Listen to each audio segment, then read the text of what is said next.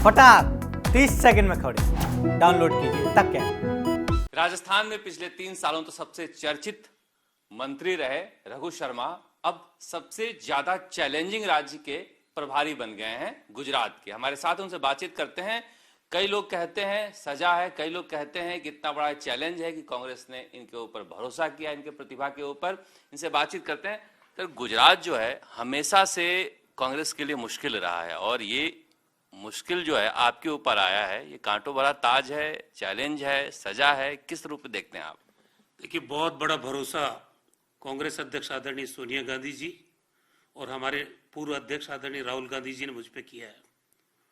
गुजरात से बड़ी चुनौती देश में कांग्रेस के पास और किसी राज्य में नहीं है और इतनी बड़ी चुनौती का जिम्मा उस प्रदेश की राजनीतिक रूप से पार्टी को मजबूत करने की जो जिम्मेदारी मुझे दी है, मैं समझता हूं इससे बड़ा भरोसा पार्टी आलाकमान कर नहीं सकता और मैंने सोच समझ के इस चुनौती को स्वीकार किया है।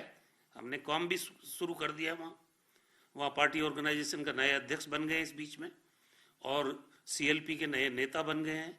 कल ही हमारे 13 जिलों को हमने पूरे गुजरात का दौरा किया है इन 3 महीने में। 1-to-1 संवाद किया है ब्लॉक के अध्यक्षों से, जिले के अध्यक्षों से, पार्टी के जितने फ्रंटल ऑर्गेनाइजेशन हैं उनके जिले के और ब्लॉक के अध्यक्षों से और आम कार्यकर्ताओं से 1-to-1 संवाद किया है। कहाँ कमजोरी है, कैसे उसको ताकत में बदला जाए, ये बारीकी से हम लोग। ये आप सही कह रहे हैं कि ये आपने अध्यक्ष बना दिया, लेकिन वहां पर अभी भी इतने खेमे बने हुए हैं। सबसे ज्यादा कहीं खेमे बने हुए हैं तो गुजरात में। उनको एक साथ लाना आपके लिए कितनी बड़ी चुनौती है?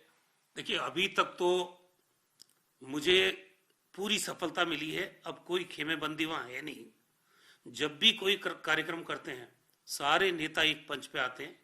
सबका विश्वास राहुल गांधी जी और सोनिया गांधी जी के नेतृत्व में है और जिस ढंग का सहयोग गुजरात के तमाम नेता लोग कर रहे हैं, मुझे लगता नहीं कि कोई गुटबाजी अब वहां है। लेकिन पिछली बार जब आप चुनाव लड़े थे और बिल्कुल नजदीक पहुंचे थे, उस समय आप पार्टी नहीं थी। आपने जिस तरह से स्थानीय निकाय चुनाव में प्रदर्शन किया है, आपके लिए बड़ा चैलेंज आप है क्यों? जिस तरह से वो बढ़ रहे हैं आपको ही काटेंगे। देखिए, आम आदमी पार्टी का कोई जनाधार नहीं है वहां। कई नेगेटिविटी की वजह से सूरत म्युनिसिपल कॉर्पोरेशन में उनको कुछ सीटें मिली है। इसका मतलब ये नहीं है कि वो थर्ड फोर्स के रूप में वहां कोई चुनौती पैदा करेंगे। आम आदमी के समझ में ये आ रहा है कि ये चुनाव के दौरान मौसमी पार्टियां हैं जो आती हैं चले जाती हैं। 5 साल उनका कोई लेना देना नहीं। 5 साल जनता के दुख दर्द में कांग्रेस पार्टी ही मौजूद रहती है और भारतीय जनता पार्टी के कुशासन से 27 साल से ज्यादा बीजेपी को वहां सरकार में रहते हुए हो गया। उनका कुशासन इस हद तक बढ़ चुका है, आम आदमी त्रस्त है अभी और गुजरात परिवर्तन के लिए तैयार है। आम व्यक्ति वहां सत्ता परिवर्तन का मानस बना चुका है। अब सवाल यह है संगठन को मजबूत बनाए हम लोग। कांग्रेस पार्टी मैदान में जनता के जो मुद्दे आज बने हुए हैं, चाहे बेरोजगारी है, महंगाई है, कोविड में जो मृत्यु हुई वहां पे जो मिसमैनेजमेंट हुआ है, जिसकी बदौलत पूरी सरकार को बदलना पड़ा बीजेपी को। लेकिन बदलने का उनको फायदा मिलेगा। जनता समझ चुकी है कि ये चुनाव का साल है और इस साल मुख्यमंत्री से लेके उप मुख्यमंत्री और पूरी सरकार को बदलना, इसका मतलब बीजेपी स्वीकार कर चुकी है कि 4 साल तक गुजरात की जनता को हम गुड गवर्नेंस नहीं दे सके।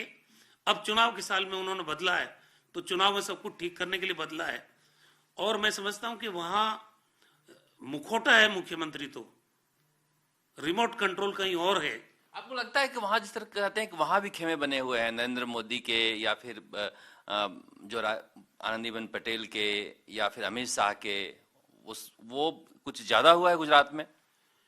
आप कांग्रेस की खेमे की बंदे की बात कर रहे हो। असली लड़ाई तो भारतीय जनता पार्टी में है। वर्टिकल डिवीजन है बीजेपी में वहां और वहां CR पाटिल वही भारतीय जनता पार्टी के अध्यक्ष हैं और वही पीछे से मुख्यमंत्री को चलाते हैं। जो पार्टी का अध्यक्ष ये कहे कि हमारे मुख्यमंत्री को ये समझ नहीं है कि कौन सी फाइल पे दस्तखत करना है और कौन सी फाइल पे नहीं करना है, उसके लिए हमको उनकी चौकीदारी करनी पड़ती है। ये हालात गुजरात के हैं। जो मुख्यमंत्री है वर्तमान, उनके लिए भारतीय जनता पार्टी की प्रदेश इकाई के अध्यक्ष CR पाटिल ये कहते हैं। गुजरात प्रभारी थे अशोक गहलोत और वहां से उन्होंने वापसी की और मुख्यमंत्री बने। कुछ इस तरह के सपने आपको हैं? लगता है कि वापसी करेंगे आप? देखिए, मैं पार्टी का कार्यकर्ता हूं। मेरे पे इतना बड़ा भरोसा सोनिया जी ने, राहुल जी ने किया है। मेरा पहला काम है कांग्रेस को वहां मजबूत बनाना और शानदार तरीके से चुनाव की रणनीति बनाना और गुजरात में कांग्रेस पार्टी की सरकार बनाना। इसके अलावा दिमाग में कुछ नहीं है। रघु शर्मा राजस्थान की राजनीति में सक्रिय रहेंगे, दिल्ली की राजनीति में सक्रिय रहेंगे, क्या आप भविष्य देखते हैं? हम कभी भी अपने भविष्य के बारे में खुद तय नहीं करते हैं। हम पार्टी नेतृत्व से बंधे हुए हैं। मैं पार्टी का अनुशासित सिपाही रहा हूं।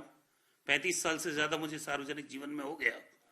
जो भूमिका हमारा पार्टी नेतृत्व तय करता है, उस भूमिका को हम ईमानदारी से निभाते हैं।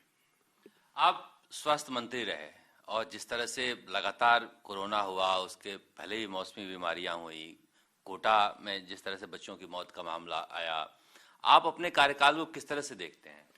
देखिए, बहुत ही चुनौती भरे समय में ये जिम्मेदारी मुझे मिली थी। और जहां तक जैसे कोटा के बच्चों की मौत का आपने बात की, हमने 1.5 साल के अंदर वहां इतना शानदार बच्चों का अस्पताल बना दिया। मृत्यु दर को हम कम ले आए और जो इंफ्रास्ट्रक्चर सालों साल बच्चों की मृत्यु दर को कम करता रहेगा, वो हमने चुनौती के रूप में लिया उस चीज को। भारतीय जनता पार्टी ने इसमें गंदी राजनीति करने की कोशिश की, लेकिन हमने उसको अवसर में बदल दिया। आज कोटा के लोग धन्यवाद दे रहे हैं, याद कर रहे हैं कि कांग्रेस की सरकार ने, स्वास्थ्य मंत्री के रूप में मैंने वहां खुद गया हूं, 3 बार गया हूं। भवन का आज निर्माण होके आज वहां पर मृत्यु दर में कमी आ गई।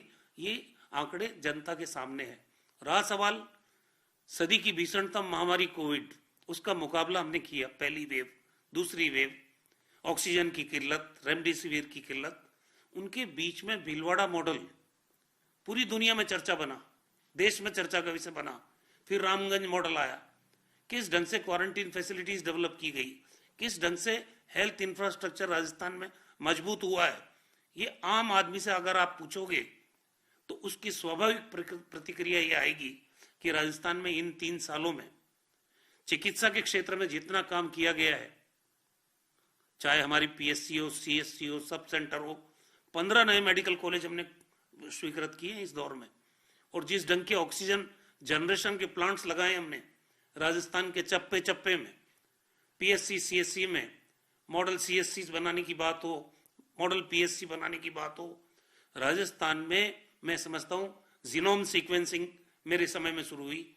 ऑर्गन ट्रांसप्लांट का हमने वादा किया था इलेक्शन मैनिफेस्टो में, ऑर्गन ट्रांसप्लांट का सोटो हमने बना दिया। आज हार्ट का ट्रांसप्लांट हो रहा है, बाकी लीवर ट्रांसप्लांट की तैयारी हमने कर दी थी। यहाँ पे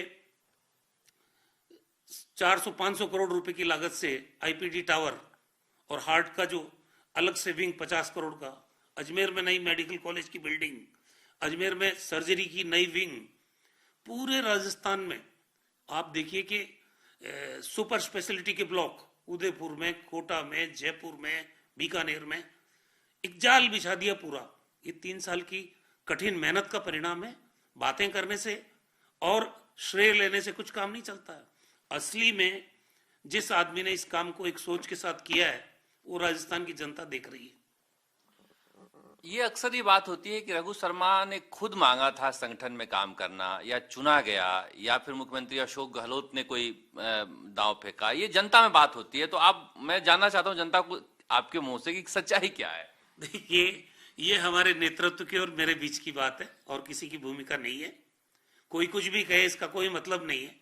राहुल गांधी जी ने और सोनिया जी ने मुझे जिम्मेदारी दी बुला के, तभी मैंने कहा था कि मैं दोनों पदों के साथ न्याय नहीं कर पाऊंगा, मुझे मंत्री पद से आप मुक्त करिए ताकि मैं पूरा समय गुजरात के लिए दे सकूं। और हमने ये ऑफर खुद ने किया है, किसी का कोई मतलब नहीं है इसमें। रघु शर्मा जो अपने 3 साल के कार्यकाल को स्वर्णिम मानते हैं और कहते हैं कि ये हमारे और आलाकमान के बीच की बातचीत है कि मैं कैसे गुजरात पहुंचा। हालांकि गुजरात इनके लिए काफ़ी चैलेंजिंग है, मगर इन्हें लगता है कि चुनौती अवसर लेकर आती है और हो सकता है कि इनके लिए कोई अवसर वहां से निकले।